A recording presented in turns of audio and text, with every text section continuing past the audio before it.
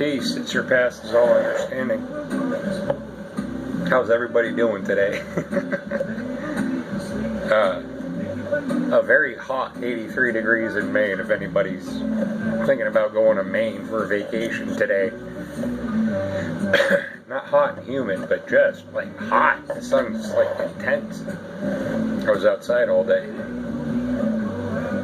working on a deck behind the house. Anyway, some interesting like interactions with others, and I think it like kind of brings something up. It's a lot about like perceptions and perspectives, how everybody views things uniquely. You know, they receive things uniquely, myself included. We also project uniquely. You know, something that may seem here's a good example.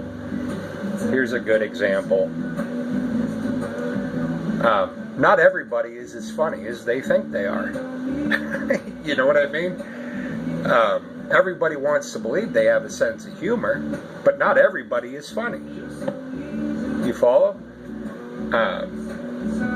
And I think it kind of goes to that, you know, perception of self, perception of other, perception of exchange between two folks, or groups of people, you know. What was our collective, you know, what was your individual experience in the past? What are you basing your judgments or interpretations of a event, of an incident, of an exchange?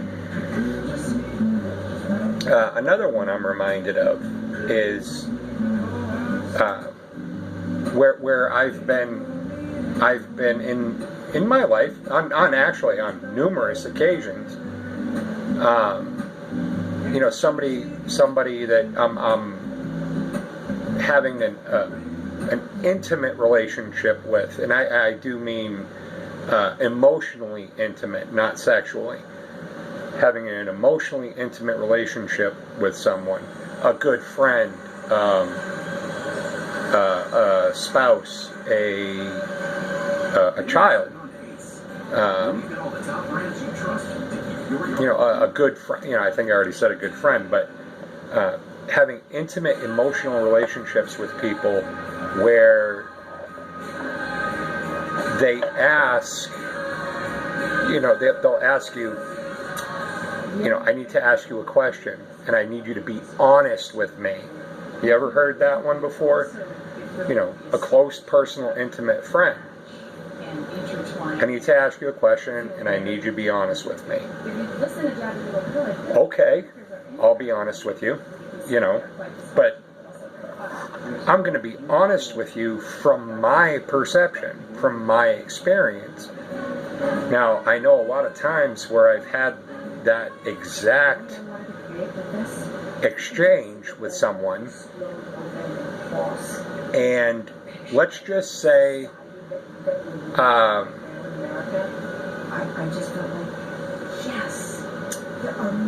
they use the sky as an example, okay? And to them, you know, movie references, Cary Grant, Mr. Blandings builds his dream home. I don't know if any of you ever seen this, but they're building a house, and the wife is trying to pick out a color for the living room, and she's trying to describe the color of the blue that she wants. And it's really quite a humorous scene. Mr. Blandings builds his dream home. Cary Grant. And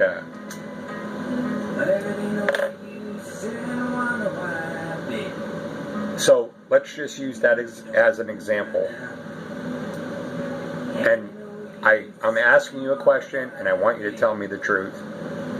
Okay, I'll tell you the truth. I think the sky is robin's egg blue.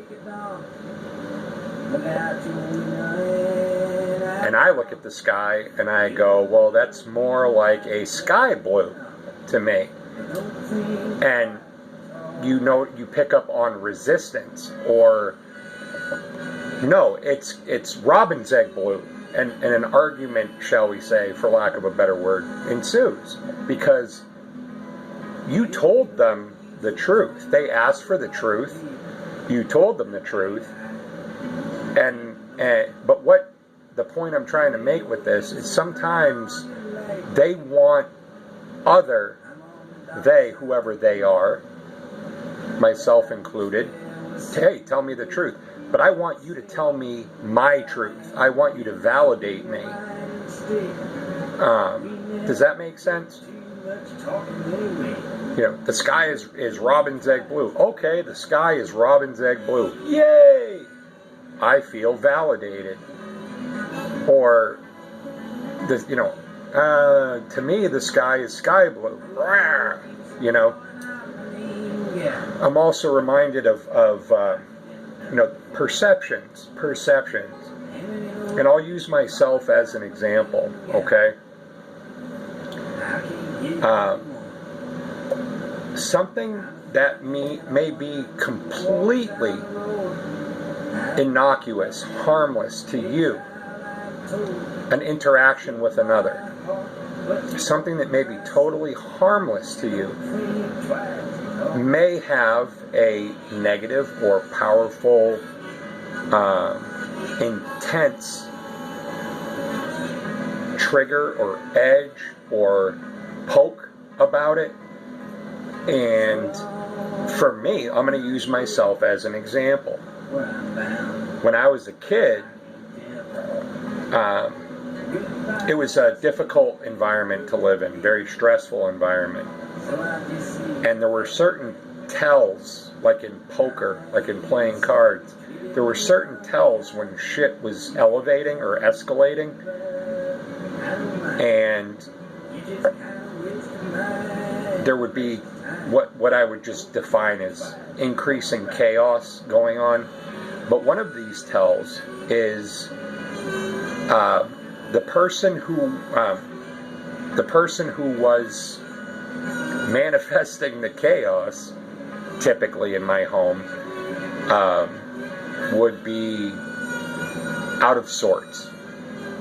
And as they escalated, as they became more agitated, there were certain behaviors, and they'd start doing dishes and a lot of anxious movement. And one of the things that would happen is they would leave the cabinet, in the kitchen, they would leave the cabinet doors open, or the drawers to the utensil drawers open, etc. Now, to me, growing up in that environment,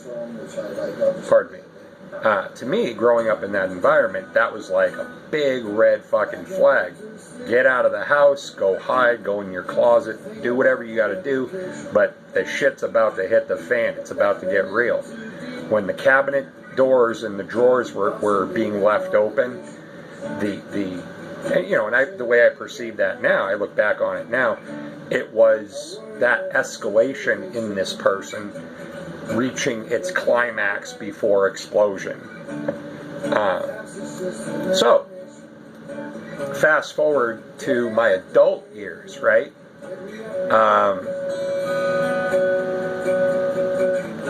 I'll use this as the example. I was married. I had 4 stepkids, right? Married, 4 stepkids. A lot of busyness going on in the house, right? And the kids would open up cabinets to cook themselves something to eat, open up drawers and not shut them. Now, they had absolutely no clue about my past. So whenever they would do that, it would trigger me. It would trigger an edge in me. You know? They had no idea. They were blameless. Blameless.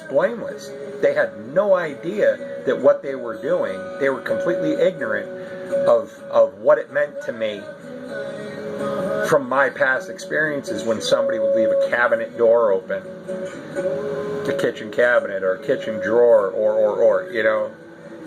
So it took a lot of breathing. It took a lot of breathing, you know, knowing and realizing and understanding, except they don't have a fucking clue that that's triggering me. Now I can either tell them, look, every time you guys leave a cabinet door open, that triggers me because I'm a grown man and I don't know how to deal with my shit, so I keep reliving stuff over and over again. Try explaining that to a 12-year-old, you know what I mean? They're not going to get it, you know? So, instead of doing that, you know, I had to elevate change my thinking, elevate the way I received information, you know, and I found, like, today, yesterday, within the last week or so period, I've found myself in those situations. Hey, Scott, tell me, you know, I need to ask you a question. I want to talk to you, but I need you to tell me the truth. Do you want me to tell you my truth, or do you want me to tell you your truth and validate you?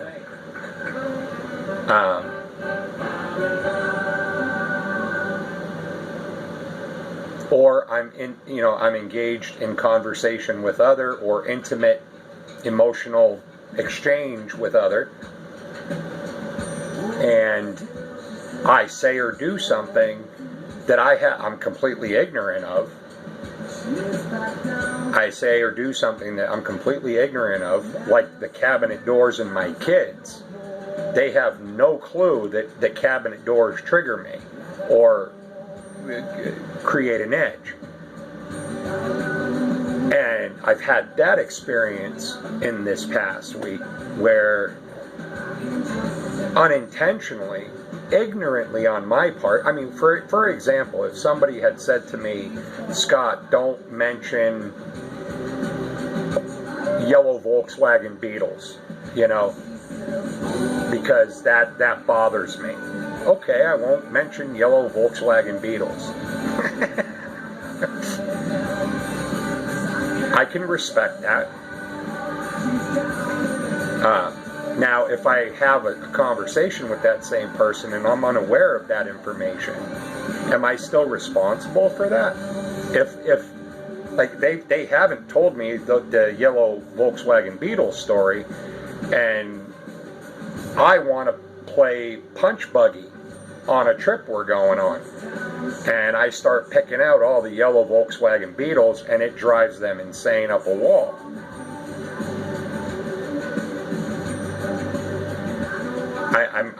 I'm unclear as to what, if any, my responsibility is there. If I am unaware and they are unwilling to make me aware that is a delicate topic or subject matter, then how can I be held accountable for something I'm completely ignorant of? You know, I do attempt to be mindful. I do attempt an effort to listen actively to what someone is conveying. This is particularly challenging, and ladies, this is not. It's actually I consider it a compliment, but men. Sky blue. Alright? That's how men communicate. It's very, you know, don't waste oxygen. You know what I mean? Say what you're gonna say. Women, on the other hand, and this is beautiful. You know, honestly, ladies, I'm not, it just makes it, because men, myself included, sky blue, women speak in poems. They do. They speak in poems. They understand. One woman talking to another woman understands the other woman's poem. You get a woman talking to a guy,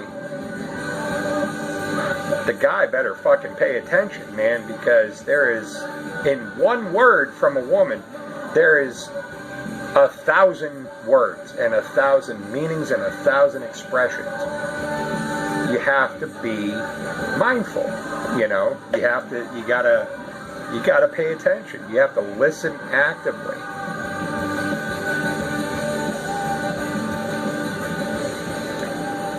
I am responsible for what I say. I am not responsible for what the other person chooses to hear. You understand? I'm responsible for myself and my actions, and if they misunderstood something that I said, it's their responsibility to say, hey, Scott, what did you mean by that? You know, let's dig a little deeper. You know, that bothered me, what you just said. Let's talk about it, you know, and figure it out. Long story short, just these noodles that you don't realize you're having these situations, and then all of a sudden you're driving home from working all day and it's hot and you got the AC blowing, it feels great, and all of a sudden you have that moment of clarity and you go, oh, wait a minute, something's going on here. Women speak in poems. Men, sky is blue. Hungry. You know, meat and potatoes, and men are meat and potatoes. Women are vast gardens of 1,000 different varieties of flowers. You know, it's it's crazy, man. We're just such polar opposites. You know, opposites attract. Jerry's out on that one.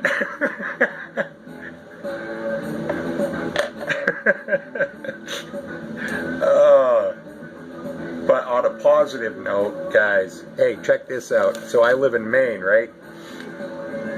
And since I've lived here, I've actually been able to do a fair amount of traveling. I moved to Maine from Massachusetts in 1995, so what is that? 25 years I've been living in Maine. And I've gone on a few really awesome trips, you know. Mostly cruises. A couple of plane trips, Dominican Republic, whatever. So, anyway, usually the Caribbean. But Kittery, Maine, where I live, is about an hour and 15 minutes from Boston, Massachusetts, big city. And what was it, 2 years ago? Somebody mentioned all of a sudden, Boston is doing cruises from Boston. Like, what? You know, I could just drive to, you know, instead of flying to Miami or, you know, and taking a cruise from Miami or Key West or wherever, I could take a cruise from Boston.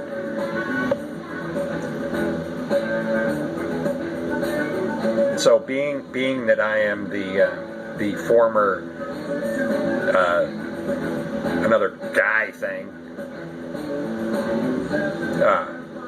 work, never rest, hold everything in, wait until you pop and just explode, you know. There are times when I've been very reluctant to, hey, dude, dig into your fucking wallet, let the malls out, spend a little of your hard-earned money, and take a trip, dude. When's the last time you went on a trip? It was, like a solid trip? Awesome trip? It was about 5 years ago. That was awesome, dude. Oh my god, man. That trip was like multi-tiered. It was awesome. That last trip was a cruise for 7 days, 4 days in Disney World, Disney World, Busch Gardens, all of the Florida, Orlando stops, scuba diving, snorkeling in Roatan, Belize City, South America, Mexico. I think we were gone for like 18 days. It was glorious. So, I had a trip planned, but for reasons, it didn't pan out.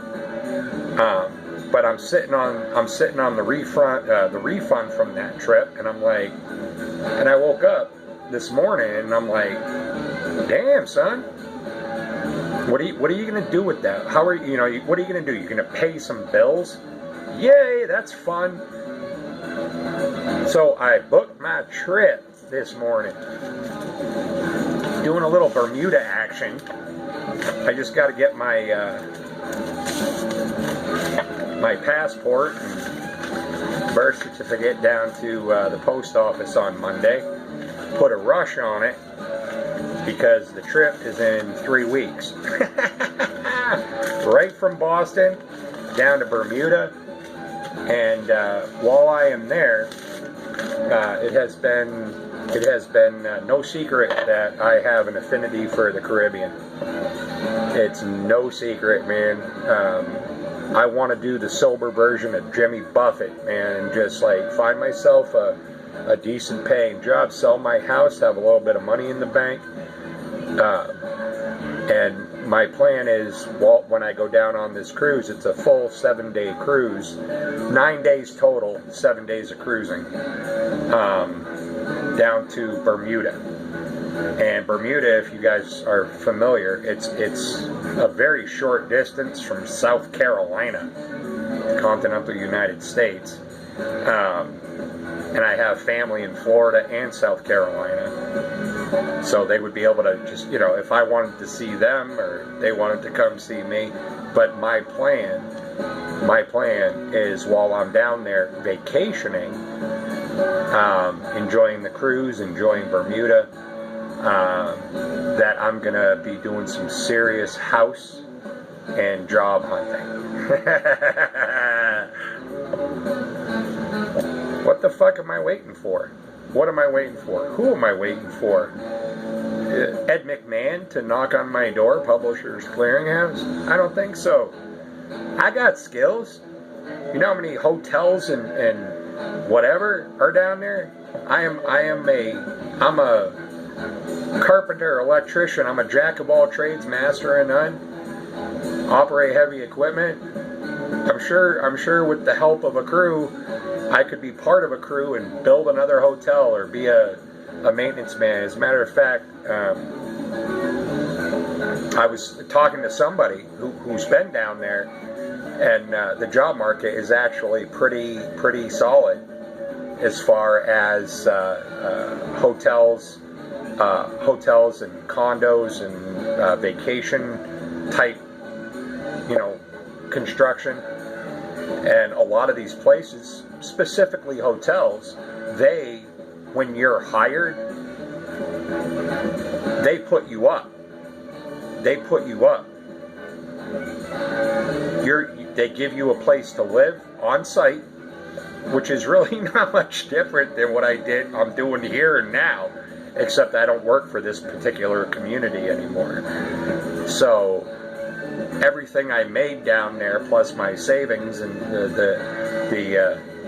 the profits from my home, which would be actually quite staggering,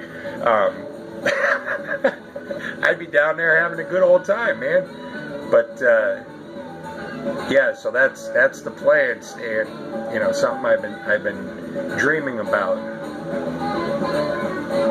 since the first time I went to the Caribbean. I'm like, I want to live here. I want to live here. White sandy beaches, turquoise blue water, palm trees. I'll do without the.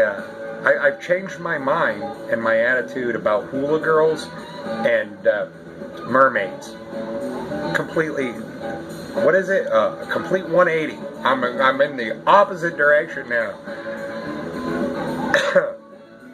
it is my hope that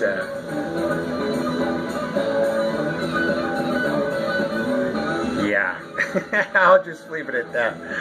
Get down there, get settled, and live out the rest of my life with somebody who is eager and ready for companionship, who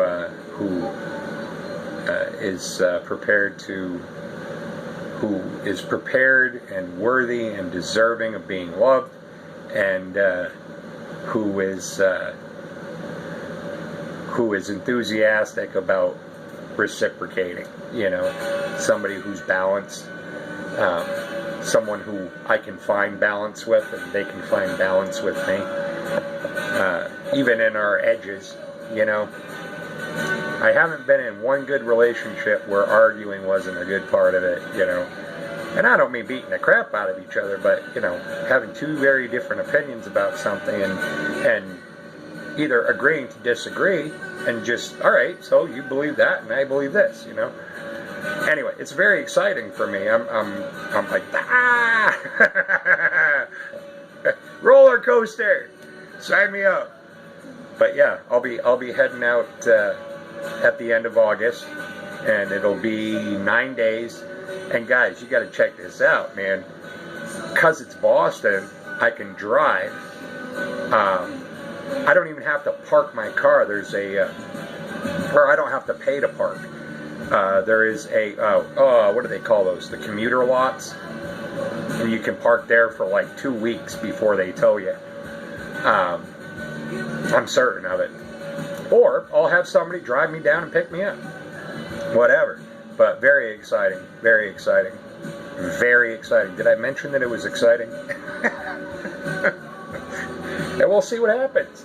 We'll see what happens. I'm going to mention when I go down for my appointment for my passport that I'm actually considering the possibility of moving down there, and what is the procedure for an extended passport, a work pass, whatever. I don't know. I've never considered that. I've only ever visited places. Never considered moving. So anyway, with that, peace that surpasses understanding, and yeah, see, look at me, man. I'm that excited. I can't even get it out, you know. But peace that surpasses all understanding. Hang loose, you guys. Be excellent to each other, and be excellent to yourselves. Be excellent. What are you working so hard for? What are you working so hard for? Spend a little of your money. Gift some money.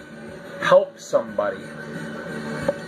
Help yourself. Put your oxygen mask on too. It's a good day. It's a good day. You know, I'm blown away how, those deep breaths where you just, you feel your shoulders drop. You feel your teeth unclench. You feel that dull pressure in the back of your skull just suddenly wash away. Be excellent to yourselves, folks. Be excellent to yourselves. Because at the end of the day, that's really all that matters. It's not how we perceive what other people think and feel. It's about what we're thinking and feeling about ourselves when we lay down at night and we rest our head on the pillow, you know. What do we see in ourselves? What do we feel in ourselves? And I know what I feel about myself, and I know that exists in you. I do with all my heart. Let it out. Let it out. Be joyful. Much love. Much love. I see you. I see myself. I see you. Have a great night, you guys.